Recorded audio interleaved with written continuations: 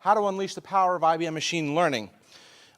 This is a Share Live room. This session is sponsored by the Integrating Innovative Technologies track.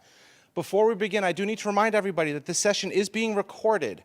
If you are not interested in participating, please choose another session to attend. And that's not just me, it says so on the piece of paper. Attendees do not have permission to record the content on a personal device. Only the contracted videographer with Share Association has permission to stream and record this content.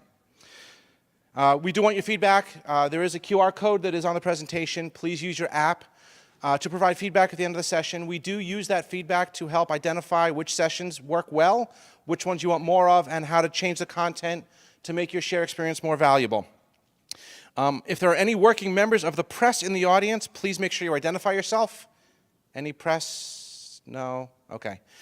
Our speakers, are you taking questions during or at the end? I'm willing to take it during.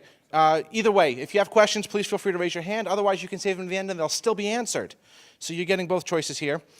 Please turn off your cell phones and place them in silent mode because of the video. With that, I'd like to turn it over to Dr. Avijit Chatterjee, the Chief Analytics Officer, to begin his presentation. Thank you so much. Thank you, David, for the kind introduction. Hello, everyone. A little bit about myself. When I say doctor, PhDs, you earn your PhD 5-6 years in college. I travel a lot around the world, and I was in Latin America, got out of a flight, and got on my cab, and I see a big sign, PhD, Pizza Home Delivery. So, working 5 long years to get that degree, and that's what it all comes down to.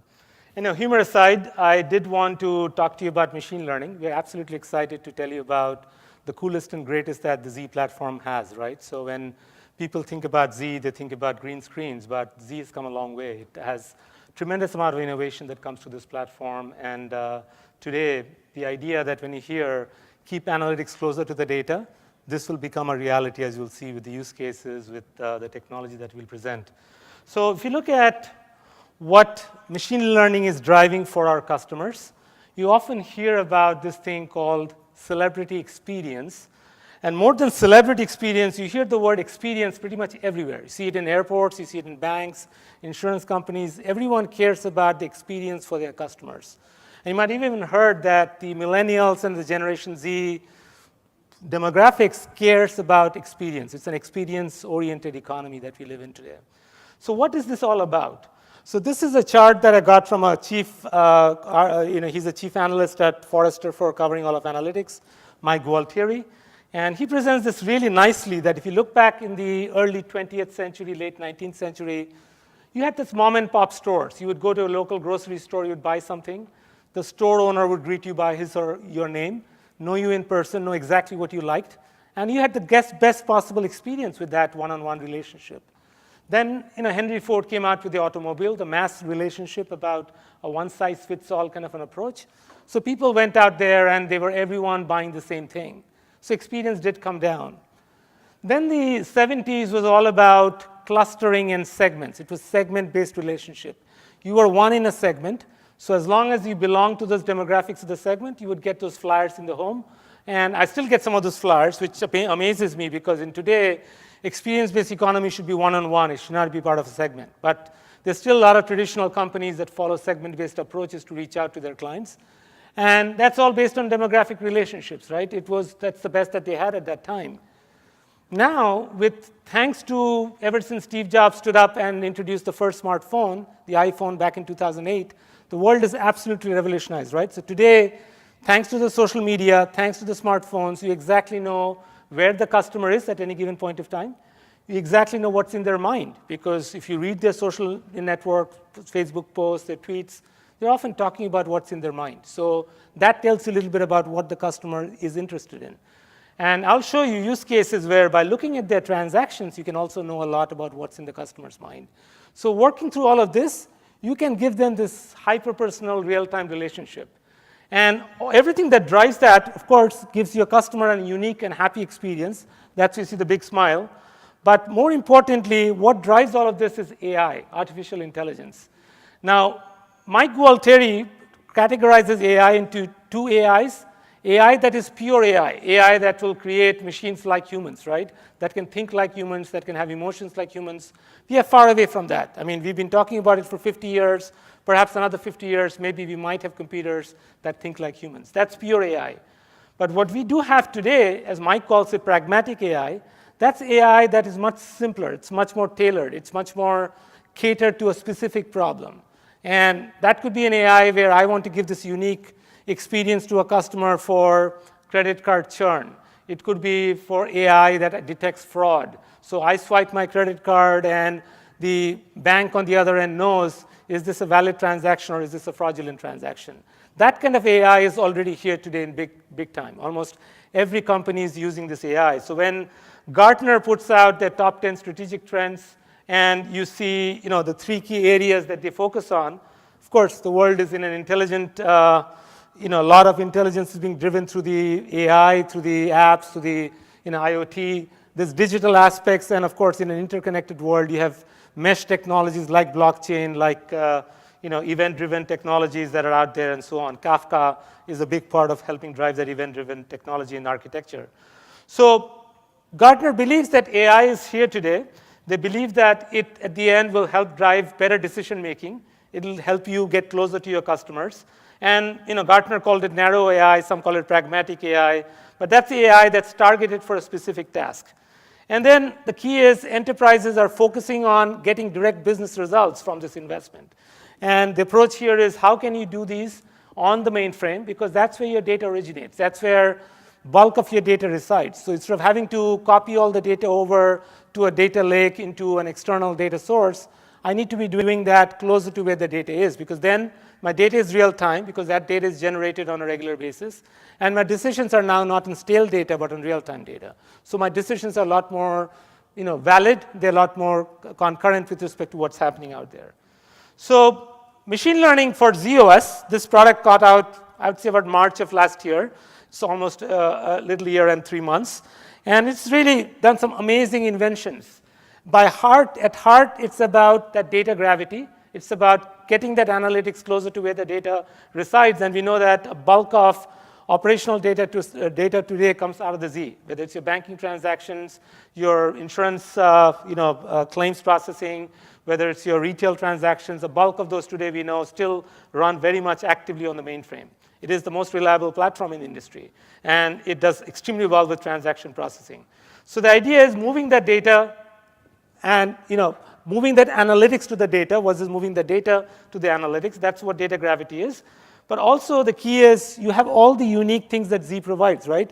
The encryption, the security, the resilience. Because if you now need mission critical analytics, because every transaction needs to make a machine learning call, a scoring call, to know, am I going to approve the transaction? Am I going to give a next best action on the transaction? I need machine learning to be resilient just like the transaction processing is. So that's where, again, keeping it on Z makes more sense than on an off platform. And what we have from our technology drivers, each and every business needs, whether you want to personalize every interaction, convert those insights from an opportunity, to an opportunity to revenue. All of these are now readily available through this hybrid analytical, hybrid transaction analytical platform. Today, we have sitting next to Z what we call as our accelerator, the analytic accelerator. What that does is it's uniquely designed with distributed architecture. You also have that option to run that acceleration on your Linux IFLs as well. So you have that option to do your data acceleration on DB2 columnar technology that runs either on our power hardware, that's what Analytic Accelerator does, or you could run that on our IFLs as well. But unique to that gives you this architecture where your analytical data and your transactional data are now kept in sync, so that you're not dealing with stale data on the analytics. You have the data kept together in sync and that unified view of that platform. Now, machine learning, at the end, goes through a life cycle, starting with the data that you need to reach out to, the ingestion of the data into a platform so that you can pre-process the data. In machine learning terms, it's called feature engineering. Then you create the models. The models in this case could be specific business problems that you're solving. It could be fraud, it could be churn, it could be next best action, whatever those are. You create models for those. Then you deploy the model, because at the end, a big difference between machine learning and data mining, if you've heard that term back in the 90s, data mining used to be quite ad hoc. I would go and take a specific problem, I would come up with a model for it, and then move on from one to the other. It was never in a full-blown operational life cycle as what you're seeing today. Data science introduced the aspect of operationalization of this data mining, being able to deploy the model so that now an application can call it. By an application, it could be a chatbot, it could be an ATM application, it could be a mobile app application, it could be any particular business process that needs to consume that machine learning model. Today can take advantage of it because it gets deployed in a RESTful endpoint, a RESTful API. And today, every app consumes RESTful, so it makes it very easy to pass JSON data, get JSON back. That's how these deployments work. So that live system, however, is not a one-step thing that you go from the left to the right and you're done. Because model changes over time, because we humans change our behavior over time. And a model at the end is doing nothing but model our behavior. How is the human responding to a particular interaction that the business is doing with the human? So you've got to retrain the model. You've got to evaluate the model. Is it still accurate? Is it still relevant to my business needs? And by constant evaluation of that blue line that you see going back to the arrow helps you improve the model's performance over time by retraining it on the new data. Also, you might have heard about machine learning is all about labeled data, and that's specifically when you talk about supervised machine learning. There is unsupervised and supervised. Unsupervised is when you basically take your customers and you break them into groups. You take your transactions and you break them into groups or clusters. Supervised is when you now are predicting a particular business, a particular business parameter. It could be fraud. It could be whether someone is going to respond to your next best action offer, whether you're going to actually have an upsell, cross-sell opportunity. All of this, at the end, has a label attached to every transaction, to every customer. And a machine is learning from the outcomes of those labels. And from there, you are retraining the model every time new label data comes in so that you can decide, is my model doing a good job? So in the machine learning for ZOS, we are constantly listening to our customers, constantly seeing what's out there in the market. And we know today that there are quite a few customers who use SPSS modeler. SPSS has been around for quite some time. It's a machine learning platform that lets you do visual models very nicely. It's got a nice flow, visual flow. I can drag and drop things into a palette. I can build my machine learning model. So today, if I have those investments, my existing investments the last several years in SPSS modeler, I want to get rid of them and start from scratch and do everything in open source. Because today in the world of machine learning, a big part of it is open source. There are 3 key languages. Python. Python is by far 80% of the community uses Python. Then between R and Scala, which is Spark language to drive Spark, are the next 2 popular languages. So you want not just open source, you want to support the investment that customers have on SPSS. Another big area that has picked up quite a bit of interest out there is R, the R community of users, and they use a tool called RStudio. So we have today support of models that have been created with SPSS Modeler and RStudio through interchange, through a standard called PMML. PMML talk about this as a model interchangeability. That means I can take an SPSS model, I can take an R model, I can create this PMML export of that. It's called Predictive Modeling Markup Language, PMML. And it comes from an organization called datamininggroup.org, DMG.org. There's a newer standard coming called PFA, but PMML is also quite popular. So we take and directly support PMML in machine learning for Z. That PMML model gets deployed into our model management. So now it's available for any application to consume. But key is, as I said, it has to have a life cycle. So you schedule that model for constant evaluation. Is it improving over time? Or is my model getting worse? You evaluate, and then if you have a certain threshold and it's not performing as well, you can retrain it. And that integration back to retrain it with those tools is available. So that entire life cycle of the model is now handled in the machine learning for Z. Now, the other key factor is I want to give our customers flexibility, right? So IBM listened to that. So you have as a core engine that drives machine learning for Z natively in ZOS. We call that the IBM Open Data Analytics for Z. The word open says it fully embraces open technology. So it has Spark that drives a bulk of the computation. We also have for the Python community, scikit-learn. So those are, Anaconda is the broad distribution packages that we support natively in z/OS. We're going to have R and our other deep learning stuff such as TensorFlow and Keras and so on being eventually supported. But right now, you have for the Python community, the Anaconda, and then for the Spark community, for the Scala community, the Spark is readily available. So you can train those models right on Z where your data resides. However, if you want to build for dev QA purposes quick ideas of model, you can do this with a built-in Spark cluster that goes on the MLZ client. So the MLZ has a server portion that runs on z/OS, and MLZ has a client portion that runs on either Linux on x86 or it runs on Linux on IFL. So you have either option. So you can train those models in that built-in Spark cluster with the MLZ client. And it's, again, for small data sets which are not greater than 1 gigabyte. And you can effectively also do this with an external Spark source. Sure. Are you able to isolate if you choose the top option? Are you able to isolate it so that you're not exposed to additional software costs because you're using more engines? Excellent question. So the question here, and I've been asked to repeat, is the fact that we now are bringing new workload to existing z/OS LPAR, and you, of course, have some, your MLC software pricing, everything done on that consumption. As I bring in this new workload, in this case, the iZoda and MLZ, are we able to isolate so that it does not creep up my MLC license charge on my existing software? 99% of this runs on zips. And as you know from IBM's zip, the way it works, there is no MLZ software charge. So that, by far, takes care of that. However, I do want to say, that's on the Spark. If you're running on Anaconda, on the Python distribution, that runs your general purpose processor. But IBM has container pricing, and IBM brings in this notion that you will not be charged for your regular CICS DB2 IMS workload for the new workload that just came in. This is in a specific container where everything that covers this is for this new workload itself. So it should not and will not impact your regular MLCs. Even for production, exactly. Now, if you are, just to be 100% transparent, if you are making machine learning calls to your z/OS transactions, you have to incur that z/OS making a call to get a machine learning score output, right? But those are in milliseconds. Those are not like spikes coming in as a result of that. Every transaction makes a call out of CICS. And we do, by the way, there again, there's some amazing engineering part of it, is we take our machine learning models, we deploy it directly in CICS today.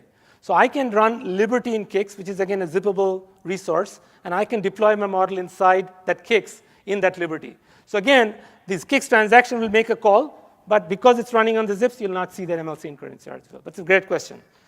So now, in terms of, and I do want to pass to Teresa, she's got a lot of good content, and I have to run to catch a flight. So any questions, please do ask me, because after this, I do have to run. There is machine learning uses across industries. It does not just lend itself to one industry or the other. As I said, if you think about how it drives customer experiences, every industry's got customers, and every industry's got unique ways to cater to their customers. Government, I can see several use cases where it's all about giving the citizens a better bang for their tax money, right? How can I, in many cases, IRS wants to use it for tax fraud. In some cases, you want to give better public safety, the smarter police force. Secure, resilient applications at the end is key. So that's where the pervasive encryption that Teresa is going to talk more about is inbuilt into the hardware, right? So those are some of the things that you can automatically take advantage of. Financial services, we know, is on a huge transformation path. Today, it's all about the digital economy. A lot of them use mobile transactions, mobile as the interface to talk to their customers. So there's tremendous amount of chatbot. There is, of course, fintechs that have come in. So the traditional banks are constantly collaborating with these fintechs that have brought on this whole idea of payment alternatives, right? So I can use Square today for my payment transactions. I don't have to use a regular bank account for that, right? They tie back to the bank account because money is pulling out of the bank account to make the Square transaction.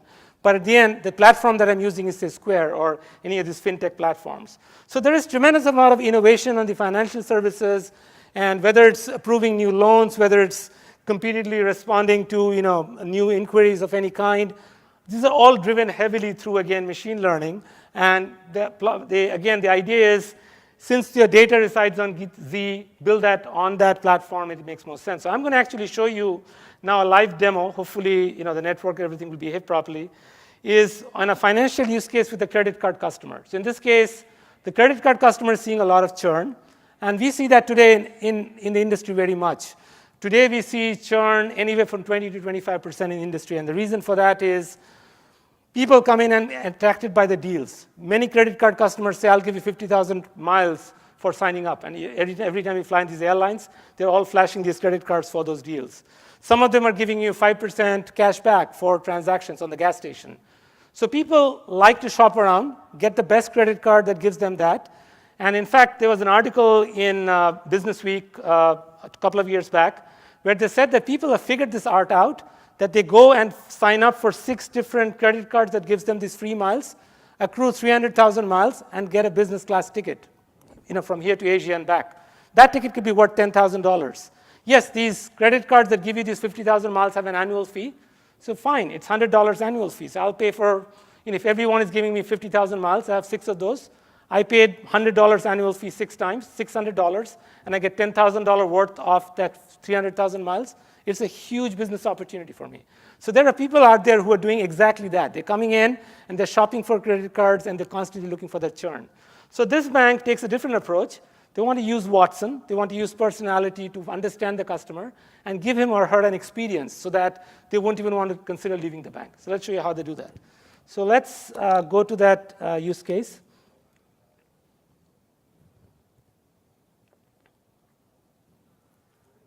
So I call this the cognitive bank. Apologies.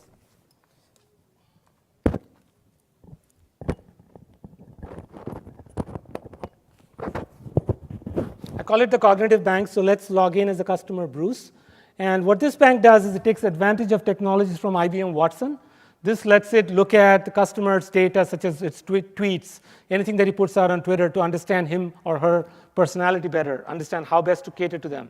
And then it looks at all the transactions that sit on Z with IBM Machine Learning on Z, and then combines both together to give them a unique experience. So let's log in as the customer, Bruce. And Bruce, in this case, has a travel reward card. He's got every dollar he spends, he's got miles accrued to it. He's got almost 60,000 miles on it. So as a banker, let me just look at his profile real quick to understand a little more about Bruce. So I noticed that Bruce is a 41-year-old male with a master's degree, pretty high income earner, 316,000. But from a bank, the bank likes him a lot. Why? Because he's got $108,000 investment that he's put with the bank, right, in the brokerage accounts. He spends about $70,000 on average every year with the card. So as you know, banks do get a transaction fee on the card usage. So 3% of that is a decent amount that the bank accrues from him for all the transactions. And he, is quite an active user. But Bruce travels a lot because that's why he's got the travel reward card. And his tweets are telling us something about him, that he's complaining that the foreign exchange fees are higher than Trump's wall. He's just got some sense of humor. He's traveling to Kenya. It tells you a little bit about what kind of travel he does. So as you scroll down, you actually start also looking at his tweets. You pass it to a Watson service called Personality Insights. And in the psychology, they call it the Big Five. You can take someone's blog, someone's email, someone's tweets, and you can scale them on these 5 personality traits. So Bruce happens to be an extroverted guy, right? Extroversion is quite high. Extroverted guy would be quite willing to do chatbot kind of interactions. An introvert would rather not be so open to doing a chatbot. You'd rather get them a one-on-one interaction when they're in the branch. So in this case, Bruce is an extrovert guy. He's got, emotional range is, oops, we went back again. I'm going to get used to the Mac interface. So you can see that he's got consciousness, agreeableness, openness, all telling you that he could be quite amenable to a chatbot kind of interaction. Now, we've got sentiments with Watson, where Watson can go through all his tweets and he can tell you where the negative sentiments are. So closer to 0 is more negative. And we clearly see that he's got some negative sentiments about foreign exchange fees highlighted in the bottom. And the higher number, like 63 or 60, is positive sentiment. So he enjoyed his visit to the Deer Valley, and he's positive about that. To Mara Nobuyusho, it's some resort in, and like some safari in Africa is happy about that. But he's complaining about this foreign transaction fee, and we just saw his tweet about those complaints. We then take his churn propensity by taking all his data, and we pass it into his machine learning on Z. And we find out that the machine learning on Z takes that data and comes back with a 93% probability that he's going to churn. Now that's a concern for the bank, that the bank doesn't want him to leave the bank because he's a good customer, spends $70,000 every year. He's got $106,000 of investments with the bank. The bank would hate for him to leave. Also, along his personalities, there is the fact that you can see the needs, where he has this need and values for self-transcendence. A big word, I did not know the meaning, looked it up in the dictionary. This means he's a spiritual guy. He likes yoga, he likes this whole idea of a spiritual experience. So keeping that in mind, when the bank goes in and he builds it, makes him some offers, in the dashboard you can look through his transactions and you can quickly get an idea about his money spent. And you can see that he, in this case, bought an airline ticket around July 14th, spent $3,000. Then he went off a couple of weeks later to a safari. Then he spent $1,000 for the safari ticket. In the evenings, he goes to restaurants, so he eats in the evenings, so those are the dining charges. He pays off the hotel a few days later, and then he comes home, he's got an empty fridge, so he does the supermarket. So now, knowing about his transaction tells you what kind of spending he does. You know about his personality, he's a spiritual guy, and you know that he likes to go to safari. So now, the chatbot is actually finding deals for him from the internet and giving him that unique experience through a chatbot. Says, I can make you an offer, would you be interested? And he says, yes.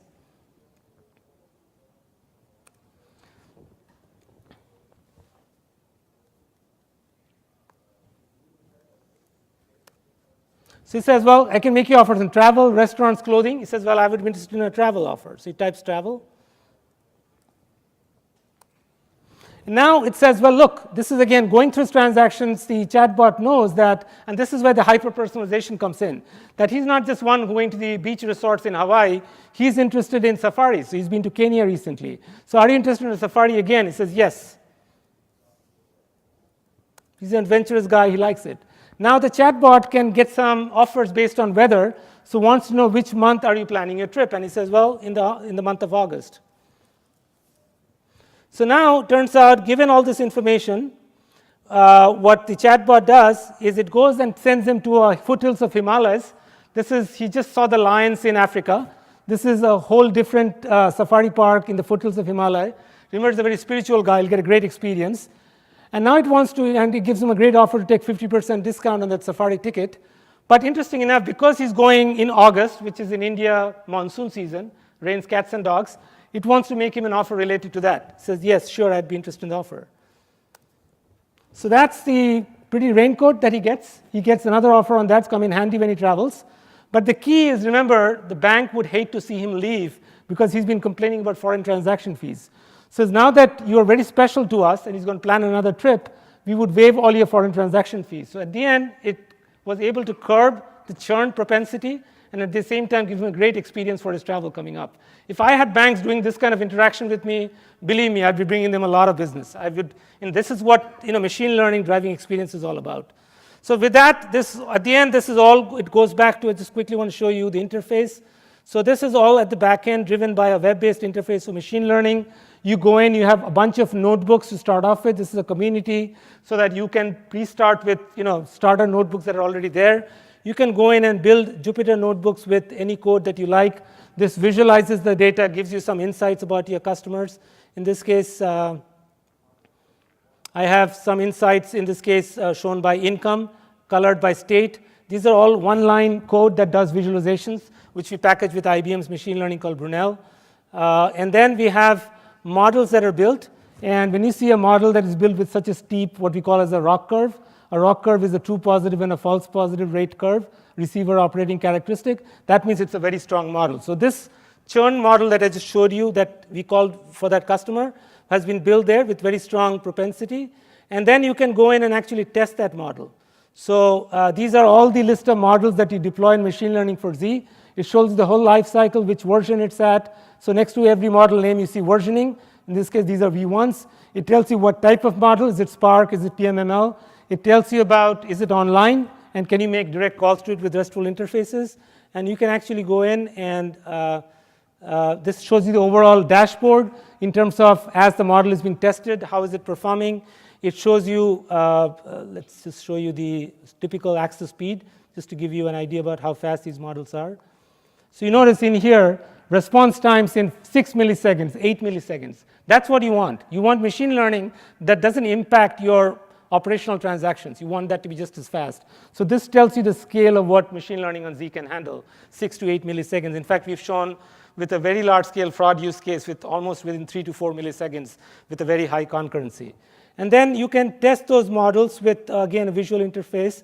You specify the demographics of the customer, and it makes a prediction in this case that this is a non-churner, prediction 0, with a 91% probability. Now, if I go and change any of the data, and say if I say instead of this guy being from New York, he happens to be from Oregon. So if I just change the state and everything else stays the same. So this has some demographics like his age, his income, and so on. So I keep everything else, I change New York to Oregon, and I do a scoring. If it's not timed out, it should come back. It will tell you that in this case, he's a churner, and he's got 53% probability that he'll churn. So all you, with this is you pass on JSON data, and it comes back with probability and the prediction on what you'd like to do with it. And then this is how applications get to talk to it. It sends in RESTful API calls and gets back results. That's it. I will have Teresa come up and present the second half of it. Any questions? Okay, thank you for your time.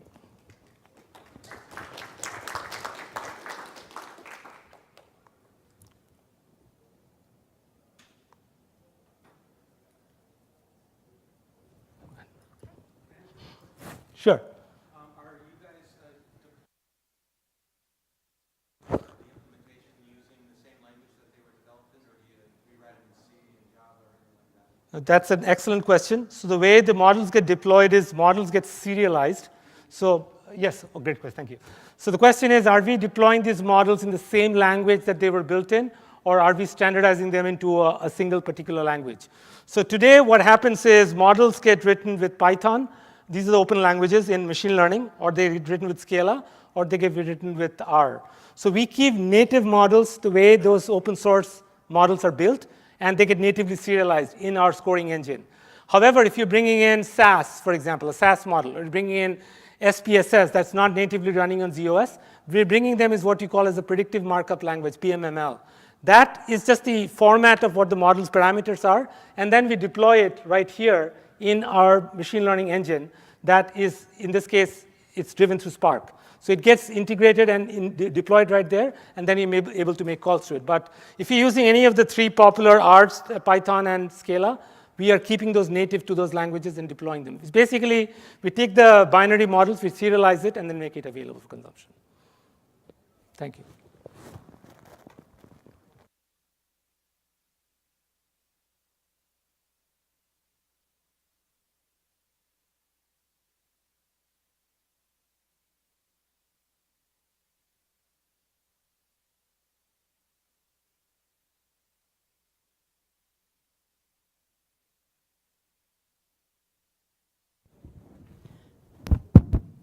I'm on. Okay. So you understand how this technology works, and they give you the visualization of tool for productivity. So it took away a lot of complexity and confusion that we don't have. I speak that from the mainframe person perspective. I grew up, in design development, coding assembler. So this is kind of a leap for me. But understanding, looking at the tools, that this, you don't really have to have in-depth knowledge to be able to use a tool, because very little coding, not very programmatically. It's tool visualization.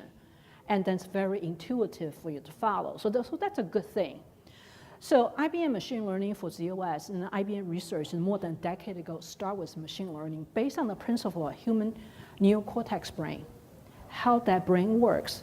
So basically you can think about this as you're deconstructing how we think, learn, understanding, and remembering, and use that same set of principle of intelligence to build machine and technology to solve problems. So that's the foundation. So today, what we're going to talk about enhancements continually. We're being GA, I think, February last year, and will continue to evolve, right? Not just machine learning for ZOS componentries, but also the PreRamp, IBM Open Analytics for ZOS. This is a team of people constantly thinking about, not just from user requirement, also from hardware, software innovation perspective, to building those acceleration to make it work faster, better, to close that latency gap that, if for those of you in my session this morning, delayed data, being able to direct access data. So AI's artificial intelligence, you can also look at AI's accessible insight, faster, better, and accurate, and secure. So all of these enhancements are based on that same principle. So this is a high level of a machine learning 1.2. Going forward, what this is, and I'm gonna, I think, have highlight some of the key areas. But before I forget, I want to mention this. Last year in February, we did not have a Z14 pervasive encryption. For those of you who heard about pervasive encryption, I'm sure you all have. The first and foremost functionality is what? Data set encryption, data at rest. What does machine learning IZODA use? IZODA use data at rest. Read only, no moving, no copying. So, and then compression. So somebody talking about cost, resource, and all that. You must compress your data before you do encryption. And this, no different.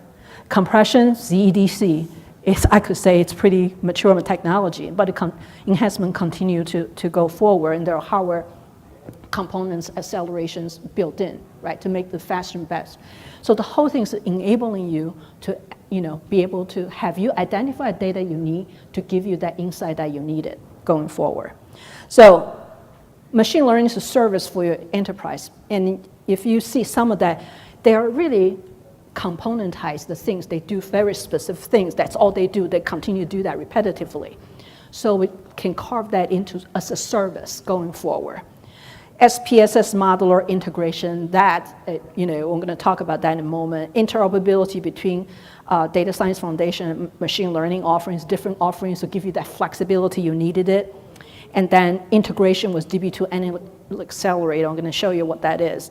And security enhancements, right? The whole thing's about security, about exposure, compliances, government mandates, and also for you, breaches, security breaches. It's one of the things that hurts credibility, branding, and the cost of a recovery, right? So security enhancement is important. So if you put modes and isolation and fencing around it, people can't get to it. So you don't leave any, port of entry, the vulnerability, just remove that altogether. And model governance enhancements, we're going to touch on that in a minute. It looks very simple if first you look at that, but think about if you're not having it, what would happen, and the Spark 2.2 support. Okay, so security and access control. I know Z guys always wanted to know what all the componentry, how it floats, right?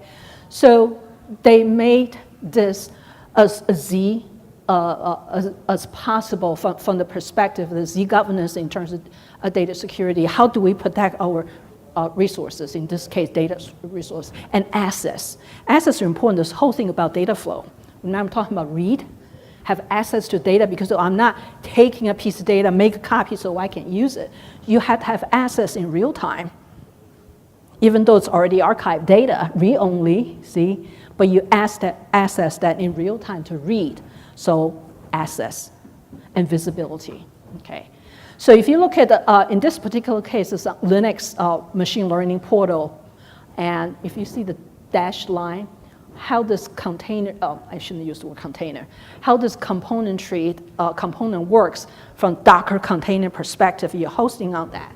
And when assets coming in through, you have to have a security. Docker is Docker, right? It's Linux on Z. It's not exactly RegApp, ZOS, LDAP, whatnot.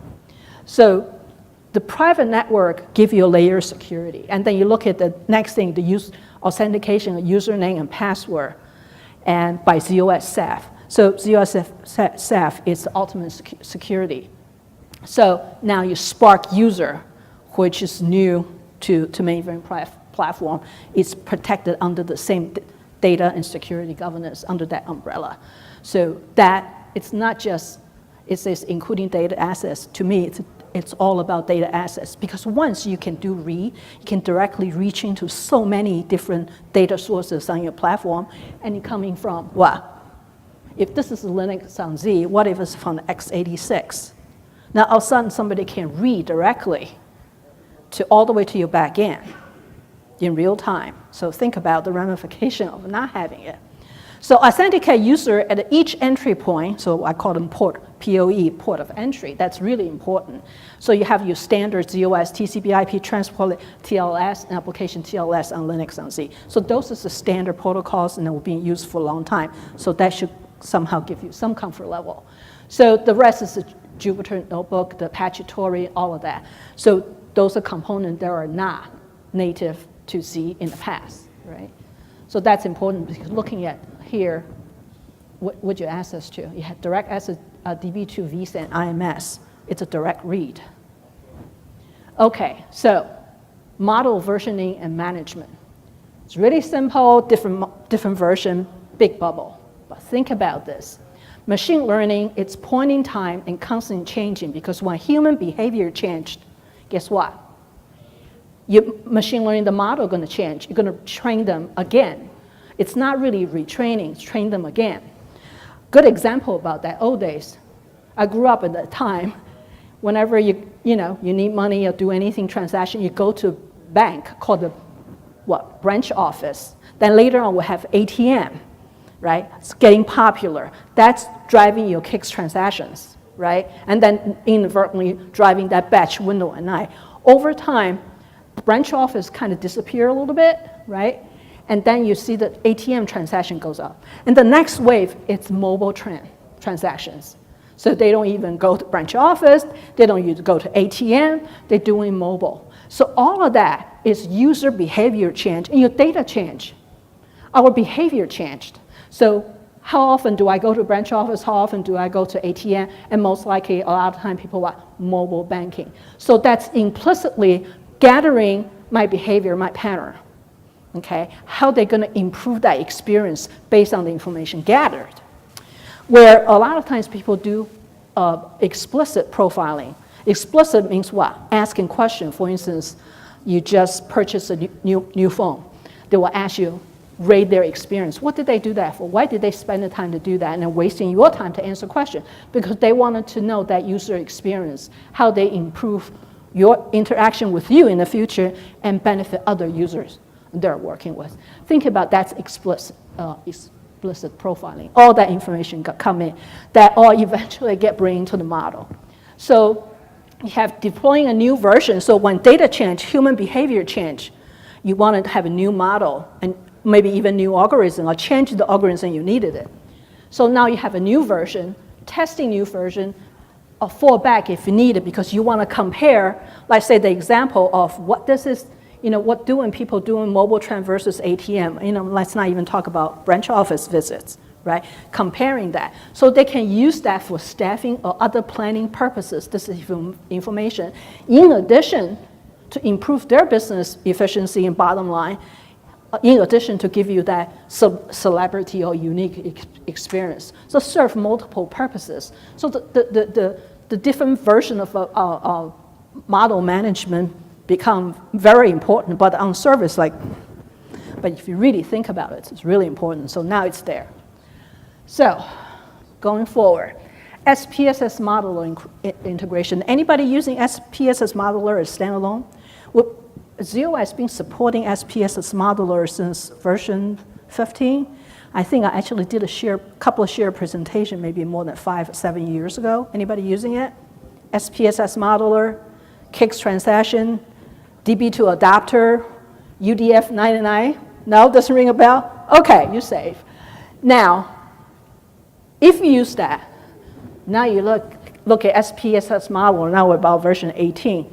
If you already use that separately, right, you can import the modeler content as is into this if you already have it. But if you don't, not to worry about it. But the integration is very important that, to think about SPS modeler, the scoring particularly. For us, we have to manage how much data, how much scoring we're doing, how fast we can handling the thing with performance throughput based on the volume of scoring. And to you, that scoring, it's about giving that exact insight they needed to serve you better or serve the company better, serve the business better. So this is kind of important. So you're going from visual and programmatic, train user open source or self-taught. See, it just evolved over time when talking about, understanding what this technology is about. It's a progression, right? AI is a progression. That approach will continue to grow over time. So it works within startup, technology firms, CIO office, or dedicated.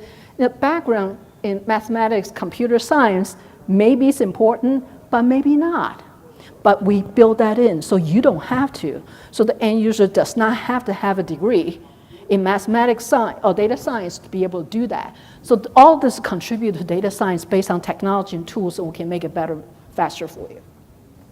So together it's back. So you got both visual and programmatic. So it's synergy. 1 plus 1 is really not 2, maybe it's 3. Okay. High performance online scoring engine, KICS, right? KICS everybody understand what KICS does, what the resources uses, or what's necessary. So the code path even being optimized, right, for the purposes of machine learning. So you have a parallel execution for SLA. This is all delivered to you, what? Underneath the cover. So the whole thing's about making machine learning better, more palatable. And another thing about throughput response, I'm talking about what it means to you, right? You don't have to do anything about what do we do to be able to deliver service at that level. And in-memory model, you can't get faster than in-memory, right? So, so this is all in hindsight about closing that the latency gap and deliver faster, better throughput at a less costly. We'll talk about zip eligibility. We'll talk about memory, aggressively priced memory. And okay, the next big thing is DB2 Analytics Elevator. Anybody have IDAA and the loader? Okay, so this one's for you. So leveraging IDAA as a data source. So IDAA, typically data came from DB2, tables and partitions, right? And then, or table-based content. Then you're going to do your query acceleration, a whole bunch of stuff, and you run it on the formerly known as the Netezza piece, and then results set goes back to DB2. Going forward, we have a DB2 Analytics Accelerator loader. You can go have access data to vSAN, IMS, and other data using loader that does the data transformation, data virtualization to be able to process that by the same IDAA, and the data does not originate from DB2. At the same time, you'll be able to read from and write to IDAA because that comes with abundance cache and memory, right? So they have something called the accelerator-only table and the high-performance storage saver. Now you can store data because a lot of time we do comparison. What do? You need your historic data. You bring in. Old days, what do we do? You schedule a batch job. You update your JCL, what data set you want, and you go get it. Now you can actually load those data, preload the data into IDAA, and instantaneously working with the current data because over time there is a pattern. So what you do, you develop practice for that. So you always use certain type of data at certain time of the year for whatever purpose it is, right? So this is really important from that. So become data sources, everything can go into IDAA.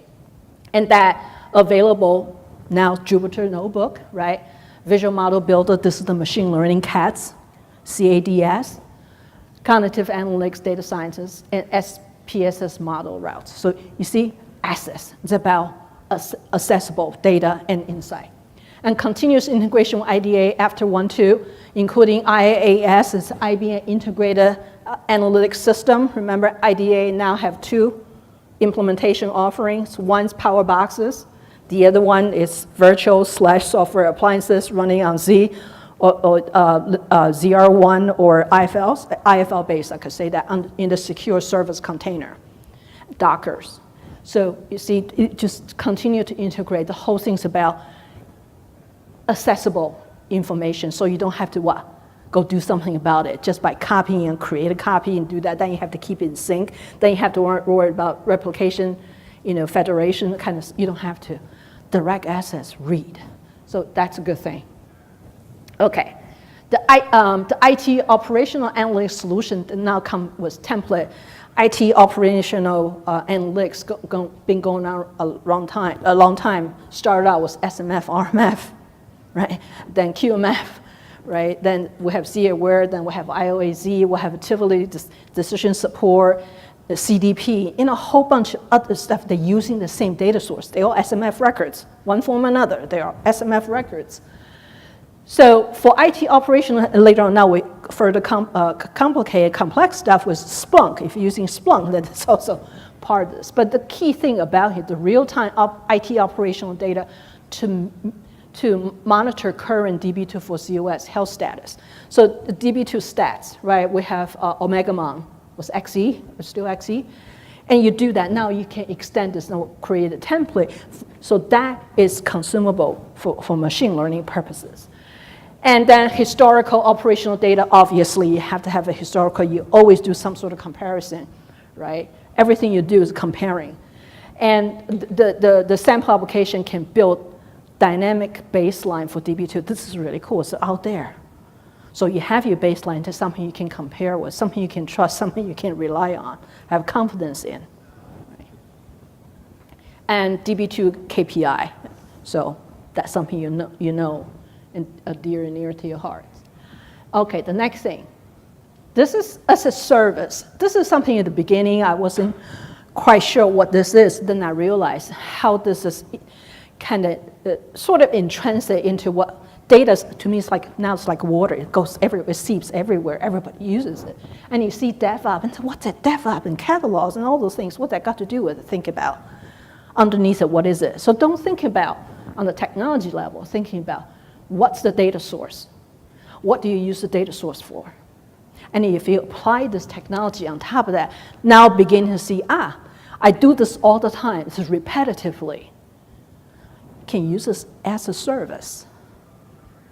Okay, so now if you're looking at predictive analytics, you can do that. Oh, well, MLAAS, we always come up with acronyms, but everything with API. So data accessible API, JDBC or REST protocol, anything.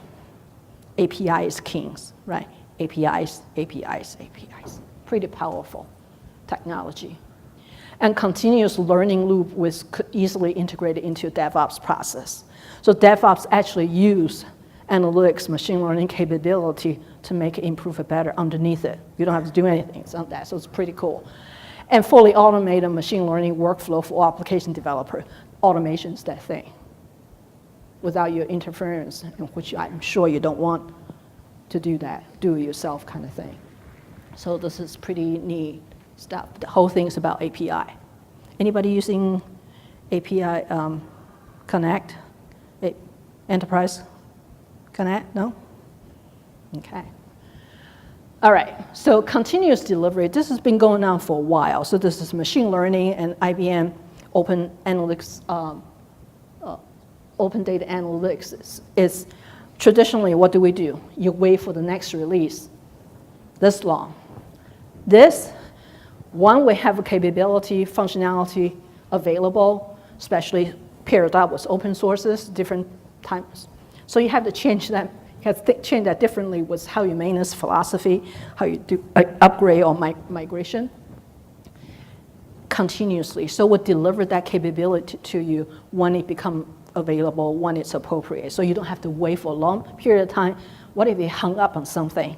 You know, you needed it, then you have to wait. So, no, so it's continuous. So this is really, it's, I think, not just, deliver value to you, it's actually easier for us as well. So this is a good thing. So this is definitely an eye chart, the things we continue to deliver. The color coded based on if and when we did what, right? So this is important. Okay, so machine learning for ZOS, prereqs. Always need to talk about prereq. People think machine learning, I don't need anything else. Nope. I believe Average talked about the open data analytics really quickly. Spark, the 4 different libraries. That's what drive. This is where your data source is, but definitely not limited to. And this is a layer, optimized data assets or data layer is formerly known as mainframe data services. Anybody using IDA or Spark on ZOS? Okay, so when you're ready, you will know your data, that's what the data virtualization happens. This is really the data transformation piece, ETL, extract, transform, and load. And all zip eligible. Have nothing to do with the traditional generosity factor for zips. Everything funnels through here is basically 99.99% zip eligible. Doesn't matter if it's coming from DB2, IMS, vSAN, anything else, if it's processed underneath here, okay? So this build that, and this builds data frame, right? And data segments to be able to process by one of the Spark libraries. And then furthermore, we added this new piece, the Python Anaconda open source DAC. This is the data science foundation pieces. The data science can run either I call the open source, public cloud, IBM Cloud's public cloud. And data sources, you can do on x86, you can do Linux on Z. So you have various options. And then machine learning for ZOS and ISOTA is definitely ZOS, private cloud, on-prem implementation. And we will not move away from that, not to be concerned about that. So this is piece allow you to have access. When we're talking about Python languages, the most popular. Data science foundation packages. There's like over 700, we have like over 300 already certified being ported. But at the same time, if you use something that's not part of that, you can go through that secure channel to get the package you need and work and test with it. So this is all the key components, data virtualization, the core, I call the core, Spark core, and then you have your Anaconda, the data science, also known ecosystem or ecosystem, depends how you pronounce it. So underneath it continue to grow and evolve over time. But this is what makes it IBM Open Data Analytics for ZOS. And this is the chart that I got. And this is what, for those of you who are using it, which I believe not at the moment, so I'm going to skip this. And this is more detail if you're already there. Thanks for John Patrick told me leave out the release number. I got them confused. Spark open source version 2.2 versus ISOTA version 2.1.2.2. So anyways, so the whole thing about machine learning is the AI. It's the IBM AI approach to allow you to build a discipline going forward for data science. Right, so this is with tooling, productivity, and technology to help you to do that. And your job is really about data and all the data, where they are, identify them, and what do you need to resolve? What kind of business problems you try to solve? What kind of question you need answers to? So that's what a part of it. So the heavy lifting is really being done by the stack that's supported on ZOS and Linux on Z and a box outside. So that's our point of view, and then what's enabling. So a lot of time we're talking about data in place, no movement right off the back. Remove that data latency gap because we're talking about analytics and operational systems they're separate. And then you move data between platforms. So eliminate the need to move the data between platform exposure, data vulnerabilities, bridges, and the time and the cost of doing that off the platform. So if you can just simply read the data you already have, leverage what you already have, right, to do that. And drive down the cost, the zip's a good part of that. And let's be honest, it's the important thing about that. So introducing IBM Advanced Analytics for ZOS version 1.1. I did this morning. I just want to highlight machine learning is part of that. If you already have QMF and you already have IDA or loader, if you want to get to machine learning, I would definitely recommend you talk to your IBM tech sales rep, talking about, take advantage of this offering because of the pricing, right? Single product offering, single pricing metric, unlimited users, right? So you want to think about that. And you can also do trade-ups if you have a DB2, there's a DB2, there's IBM QMF, there's a DB2 QMF. Right, so think about all the things and you can do trade-up. You want to have that conversation. So thank you very much.